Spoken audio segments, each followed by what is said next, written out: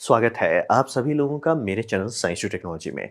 मैं अनुपम विपुल आप सभी लोगों का स्वागत करता हूं आज के शो फ्यूचर फ्राइडे में। आज हम लोग बात करेंगे मून को लॉन्ग टर्म वॉल्ट बनाने का बारे में। तो आइए इसे समझते हैं।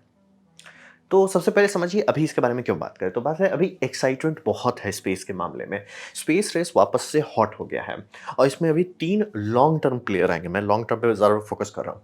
आपका यूरोपियन यूनियन हो जाए, यूएसए हो जाए और इंडिया हो जाए। तो ये 3 प्लेयर लॉन्ग टर्म में गेम में उतर चुके हैं। और यहाँ तक तो ठीक है, ये पहले ही जैसा हो गया। लेकिन इसमें नया जो प्लेयर एंटर किया है वो है प्राइवेट प्लेयर। तो प्राइवेट प्लेयर का इसमें घुसना सबसे इंपॉर्टेंट बात है, यानी कि अब इससे पैसा निकाला जा सकता है, यानी कि ये सेल्फ सस्टेनिंग हो सकता है। मतलब अब पैसा आँख की ये मतलब पानी की तरह बहाने की ज़रूरत नहीं है।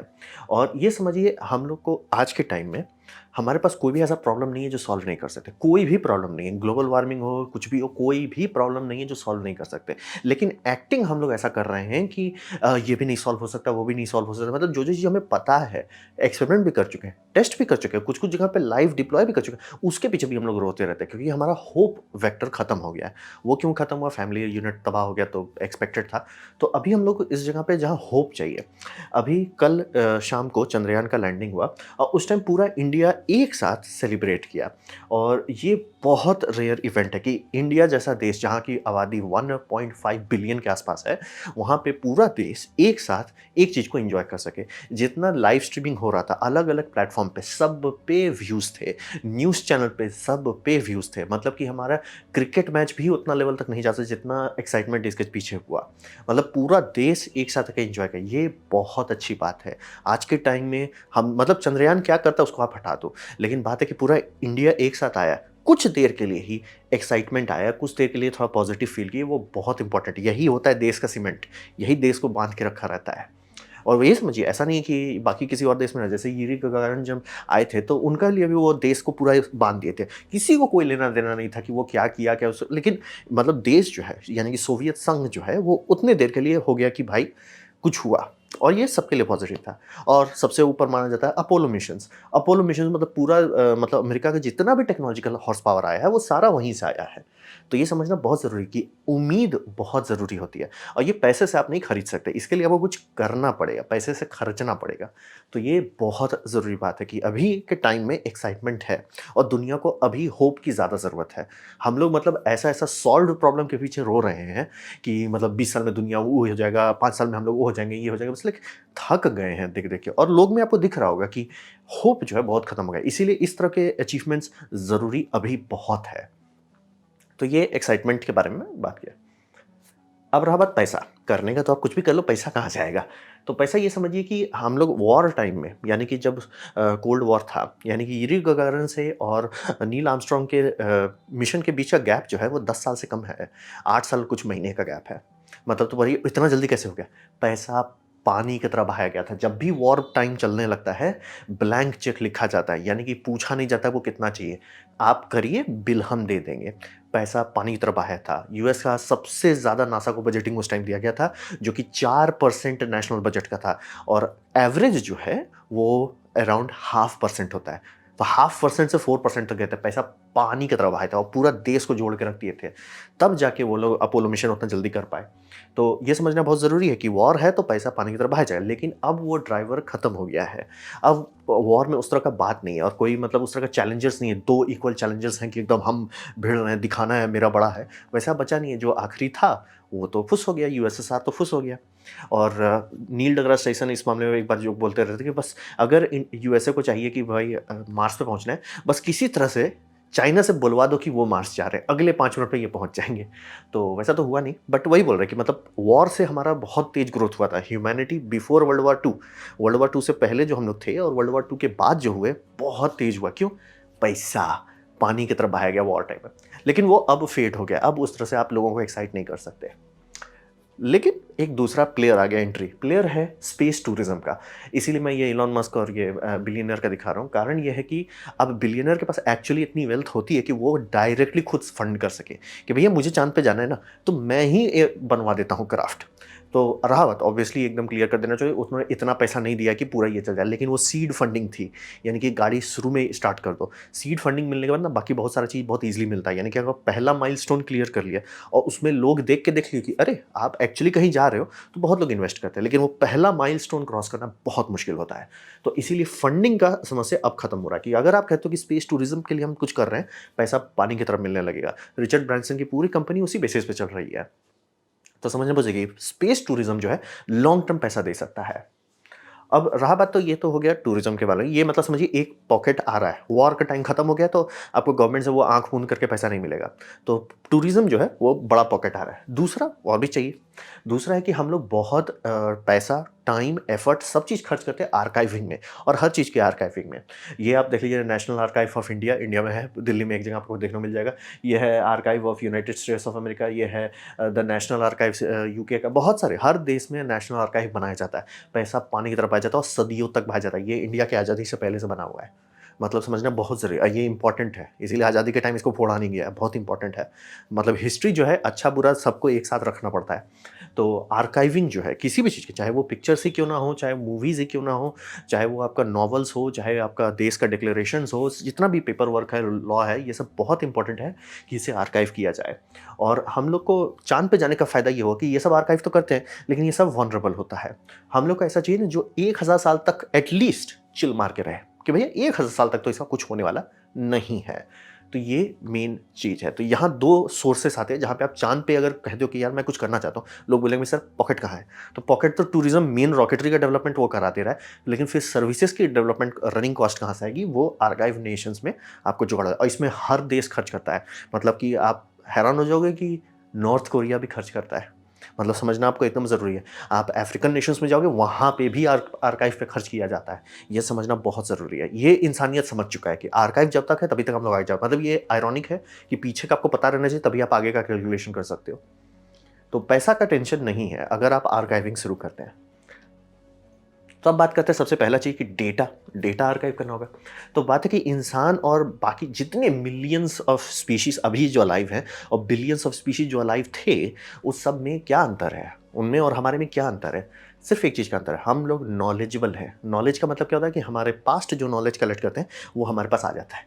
फिर हम लोग ऐड करते हैं, वो हमारे फ्यूचर में चला जाता है। ये नॉलेज का जो पाइपलाइन है, उस पे जो हम लोग कंपाउंड इंटरेस्ट मारे जा रहे हैं, इसी कारण से हम लोग पार हो गए। तो ये बहुत इंपॉर्टेंट है। मतलब कि क्या है इस प्लेनेट पे जो सबसे इंपॉर्टेंट है, वो है आपका नॉलेज। नॉलेज सबसे वैल्यूएबल एसेट है। इस पूरे प्लेनेट का जान क्या है? नॉलेज।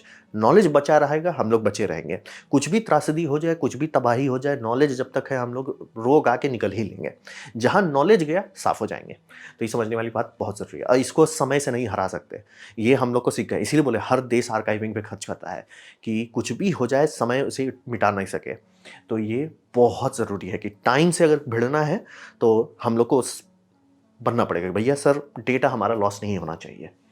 तो रहा बात कि इसका क्या कोई टेक्नोलॉजी है जो लॉन्ग टर्म स्टेबल रहे? सीडी डीवीडी में तो अटना हटेगा नहीं, और किताब को पूरा का पूरा लाइब्रेरी वहाँ ले जाना सुनने में बहुत अच्छा लगता है, लेकिन लुट जाइएगा रॉकेट में। तो थैंकफुली एक टेक्नोलॉजी का डेवलपमेट हुआ है जिसे ये कहते हैं रोजेटा डिस्क। ये डिस्क मतलब मैंने डिटेल वीडियो पहले ही बना चुका हूँ, ज़्यादा कुछ खास नहीं है। निकल पे माइक्रो एचिंग कर रहे हैं या नैनो एचिंग, अलग अलग ब्रांड अलग अलग नाम दिया है। तो निकल क्यों कर रहे हैं? बात है निकल का खासतौर का प्योर एलॉय लेने पे वो बहुत हाई टेम्परेचर स्टेबल होता है, यानी कि वो आपको बहुत हाई टेम्परेचर का आग में वो पिघलेगा और बहुत लो टेम्परेचर से स्टेबल रहेगा। प्लस अपने आप में उसका हाफ लाइफ बहुत लंबा है, तो यानी कि चिल मार के बहुत लंबे टाइम तक रहेगा। और माइक्रो एचिंग, जो कि हम लोग इतना एडवांस हो चुके हैं एचिंग के टाइम में, कि ये जो आप पेंडेंट देख रहे हो, जो इतना सा पेंडेंट है, इसमें आप ऑलमोस्ट जैसे यूएस का डिक्लेरेशन को लिखा गया 300 लैंग्वेज में, ये जो आप देख रहे हैं ना, और इसमें हर लैंग्वेज है, इंडियन लैंग्वेज भी है बहुत सारे, हिंदी तो आप यहीं देख रहे हैं, बहुत सारा लैंग्वेज है, मैंडरिन लेके मतलब जितने लैंग्वेज एक्टिव नहीं उससे ज़्यादा लैंग्वेज वहाँ लिखा गया है। और इसको ये रोजेटा मिशन में यूरोपियन यूनियन ने डिस्क में लगा के भेज दिया, वो यानी एक कॉपी अंतरिक्ष में अब रखा हुआ है। तो ये हम लोग बना चुके, अब बोले ना अंतरिक्ष में, खुला अंतरिक्ष में है वो, हम लोग को पता है वो सर्वाइव कर जाएगा, उसको कोई दिक्कत नहीं है। तो रोजेटा डिस्क की बहुत अच्छा टेक्नोलॉजी है डायरेक्ट डेटा स्टोरेज के लिए, यानी कि किताब है, कोई भी किताब, साइंस की हो, मैथ की हो, कुछ भी हो, पेटेंट्स हो, कुछ भी जो डिटेल है लिख के किताब टाइप से, वो सारा आप डायरेक्टली इसमें एच कर सकते हैं। और एक डिस्क में बहुत चीज़ लिखा जा सकता है, यानी कि अगर आपके पास पैसा है करीब 10 से 12 हज़ार रुपया, तो आप इतना छोटा सा पेंडेंट ले सकते हैं, इतना सा में, जिसमें पूरा भगवत गीता लिखा हुआ मिल जाएगा और आपको पूरा बाइबल मिल जाएगा। जैसे ये आप देख सकते हैं। आपको ये तो एग्ज़ाम्पल है, डा विंची का पूरा वर्क जो है वो इसमें इनकोड किया हुआ है। छोटा-सा है। अब रहा बात की ठीक है आपने उसमें डेटा डाल दिया, देखेंगे कैसे? ये एक समस्या होता है। मान लीजिए आपका सीडी है लेकिन सीडी प्लेयर गायब हो जाता है तो क्या करेंगे? यहाँ पे ये इसका दूसरा सबसे सिंपल लॉजिक है। माइक्रोस्कोप से देखना होता है, कुछ भी फैंसी नहीं और इलेक्ट्रॉन माइक्रोस्कोप नहीं चाहिए। आपको नॉर्मल ऑप्टिकल माइक्रोस्कोप दिखाने लायक रहता है। मतलब ये तो एक ज्वेलर माइक्रोस्कोप से दिखा रहे थे तो उतना शार्प नहीं दिखता है। लेकिन जो स्कूल लेवल में माइक्रोस्कोप यूज़ होता है उसमें आपको पूरा पेपर दिखेगा, पूरा पेपर पढ़ सकते हैं। कोई टेक्नोलॉजी नहीं है, कुछ भी एडवांस नहीं, कुछ खराब होने वाला नहीं है और मेटालिक लेवल पर कम ये मतलब समझिए एकदम एलिमेंटल लेवल पे ये स्टेबल एलिमेंट से बनाया जाता है और स्टेबल इनकेसमेंट किया जाता है, कुछ नहीं बिगड़ने वाला। तो ये बहुत अच्छा तरीका है, बहुत सारे डेटा को बहुत छोटे जगह में डालने का। बर्शीट लैंडर जो जा रहा था मून पे उसमें भी डिस्क था लेकिन वो लैंडर क्रैश कर गया। अच्छा चांसेस है कि कल को जब हम लोग मतलब ये सब अच्छा से वहाँ सिविलाइजेशन होगा जो खूब स्कैन कर पाएँगे, मिलेगा बर्शीट लैंडर में खोदेंगे लोग, अरे डिस्क बचा है कि नहीं? मिल सकता है, अच्छा चांसेस है मिल सकता है। तो ये समझना बहुत ज़रूरी है। डेटा को छोटे जगह पे लॉन्ग टर्म के लिए कि इन्हें अरे भैया सर कोडिंग कैसे किया गया था, इनकोड कैसे करना है, डिकोड कैसे करना है, इंक्रिप्शन क्या है, ना जी नहीं, शांति से माइक्रोस्कोप लो, देख लो। इलेक्ट्रॉन माइक्रोस्कोप से और डिटेल मिल जाएगा और कोई फ़र्क नहीं पड़ने वाला। और आप पूरा आराम से बहुत बड़ा-बड़ा मतलब आप पूरा विकिपीडिया को इतने छोटे से डिस्क में डाल सकते हो। ज़्यादा जगह नहीं खाएगा। तो ये पॉसिबल है। ये एक बहुत अच्छा सिंपल तरीका है, ज़्यादा हू-हा नहीं है। मतलब एक डिस्क लीजिए, डिस्क बनाइए और डिस्क भी ज़रूरी नहीं है, आप प्लेट भी बना सकते हो। वो लीजिए और उसको बस चाँद पे रख दीजिए, कोई टेंशन नहीं, लोड ही नहीं लेना, खत्म सर हो गया, रख दिया। अब वो सालों साल वहाँ कभी फ्लडिंग नहीं होने वाली है, वहाँ कभी भी वॉर नहीं होने वाला, मतलब आई होप नहीं होने वाला है। तो मतलब चुटपुटिया वॉर तो नहीं होगा, जब बहुत बड़ा वॉर होगा तो होगा, लेकिन चुटपुटिया वॉर नहीं होगा। और बहुत सारा चीज़ जो धरती में तकलीफ़ मचाता है आर्काइविंग के लिए, आग लगना, ये होना, ख़ासतौर पे मेन है एटमॉस्फेयर आप हटा दिए आधा से ज़्यादा समस्या खत्म हो जाता है। तो वो है, डेटा को आप ऐसे स्टोर कर सकते हैं, ये एक ऑप्शन है। लाखों ऑप्शन हो सकते हैं, ये एक स्टार्टिंग ऑप्शन मैंने बताया। बोले ट्राई हम लोग ऑलरेडी कर चुके हैं तो ये गाड़ी खुल गई है। अब बात करते हैं डीएनए का। तो डीएनए समझिए लाइफ़ है क्या? डीएनए तो इस प्लैनेट का जो जान है वो क्या है? डीएनए। लाइफ का एसेंस क्या है? मतलब कहते हैं ना आत्मा क्या है? आत्मा है डीएनए। तो ये समझना बहुत ज़रूरी है कि धरती को पृथ्वी कौन बनाता है? वो है डीएनए। यही ज़रूरी है, यही अंतर है आपका मार्स और अर्थ में। मार्स में डीएनए एक्टिव नहीं है, अर्थ पे डीएनए एक्टिव है। मतलब अभी तक हम हो सकता है कि डीएनए की जगह पे कोई और मॉलिक्यूल स्ट्रक्चर मिल जाए जो लाइफ चलाता हो। अभी तक नहीं मिला है। जिस टाइम मैं ये वीडियो ना अभी तक कोई और नहीं मिला है। तो डीएनए बहुत इंपॉर्टेंट है और हर चीज़ को हम लोग को स्टोर करना ही है। जैसे आपका सीड्स हो जाए, ह्यूमन डीएनए हो जाए, एनिमल डीएनए हो जाए और हर चीज़ पेड़-पौधा, घास-फूस हर चीज़ का डीएनए चाहिए। यही हमारे लिए सबसे इंपॉर्टेंट नॉलेज बैंक है लाइफ का। ये रखना बहुत ज़रूरी है। थैंकफुली ये छोटा होता है, डीएनए सैंपल्स बहुत छोटे बनाए जा सकते हैं, कॉम्पैक्ट होता है, ऑब्वियसली डीएनए दिखता भी नहीं है और ये कोल्ड टेम्परेचर इसको पसंद होता है। जैसे आप लोग देखे होंगे कि ये एक सीड वॉल्ट बनाया गया है जो एकदम आर्कटिक में डाला गया है, बहुत ठंडा जगह रखते हैं। ये इंडिया का सीड वॉल्ट है जो हिमालय में रखा गया एकदम ठंडा जगह पे रहता है कि अगर एसी-उसी चल रहा है, नहीं चल रहा है, कोई दिक्कत नहीं, वो ठंडा ही रहेगा, कोई टेंशन नहीं है। ये अमेरिका का हर जगह का है और वही मैं बोल रहा था ना कि साउथ कोरिया भी खर्च करता है, ये नॉर्थ कोरिया भी खर्च करता है, ये नॉर्थ कोरिया सीड बैंक में भेजा हुआ है। ये नॉर्थ कोरिया यहाँ भेजा है और इसके बगल में यूएसए का सीड रखा हुआ है। ये समझना बहुत ज़रूरी है, हर देश को समझ है इसके मामले में। जिनके पास थोड़ा-सा भी बुद्धि होता है, भैया सीड रखो और इसकी ज़रूरत पड़ चुकी है। मतलब आप इसमें समझ लिए अफ्रीकन कॉन्टिनेंट में वॉर में कई बार हुआ कि सीड वॉल्ट स्वाहा कर दिए गए। फार्मर्स के पास फसल उगाने के लिए जो कोर स्टॉक था वही खत्म हो गया। यहाँ से वापस निकाला गया, फिर से खेती की गई और फिर से नया स्टॉक बना के इसको रिफ़िल कर दिया गया। यही पूरा मतलब समझिए ये यूज़ हो गया है कि एक एक्सटिंक्ट स्पीशीज़ को वापस ले आया क्योंकि यहाँ सीड रखा हुआ था। अब हर देश इस पे पैसा डाल रहा है कि भैया यहाँ हम सीड रखते हैं। तो सबसे बेस्ट जगह कहाँ है? जहाँ रख के आप भूल जाओ और गलती से भी ऊप्स नहीं हो। ओ लड़ाई झगड़ा शुरू हो गया, 2 लोग हुलुलुलु करने लगे, बूम बम हो गया, वो सब नहीं होगा चाँद पे। तो ये बहुत ज़रूरी है। अर्थ पे हम लोग बैकअप बना रहे हैं। कॉमन सेंस तो है कि भैया बैकअप चाहिए, जैसे इंडिया में है, हर देश में होना चाहिए और आइडियली इन पूरे प्लैनेट पे 200 से 400 होने चाहिए और देश कोशिश कर रही है, जो भी देश थोड़ा-सा पैसा आता है, भैया एक ठो इंश्योरेंस थोड़ा-सा अलग कर देते हैं साइड में। तो डीएनए और डेटा ये 2 चीज़ अगर हम लोग स्टोर कर लेते हैं, ऑलमोस्ट 99% डेटा हो जाएगा। मतलब कि जो ज़रूरी डेटा है, स्टोर हो जाएगा। तो अर्थ में जो वॉल्ट्स हैं, उसको कोई तो बैकअप चाहिए, तो वो बैकअप चाँद पे रख देते हैं। तो ये 2 समस्या सॉल्व कर देता है। अब बात करते हैं भविष्य में क्या करना है। तो यहाँ पे समझिए कि स्टार्ट हम लोग बहुत स्मॉल कर सकते हैं, ये इसका सबसे इंपॉर्टेंट बात है। कभी भी आप अगर बोलोगे ना बिज़नेस स्ट्रैटेजी की, मैं ये करूँगा ऐसे हो जाएगा। इट्स लाइक सर स्टार्ट कैसे करोगे? आपको कुछ दिखाना पड़ेगा तभी लोग देंगे। जैसे एग्ज़ाम्पल दे देते हैं कि इलॉन मस्क अगर कोशिश करता है कि यार मैं चाँद पे जाने के लिए रॉकेट बनाऊँगा, कोई उसको फंडिंग नहीं देगा। तो वो कैसे फंडिंग निकाल रहा है? वो फंडिंग निकाल रहा है, सर मैं स्टारलिंक बनाऊँगा।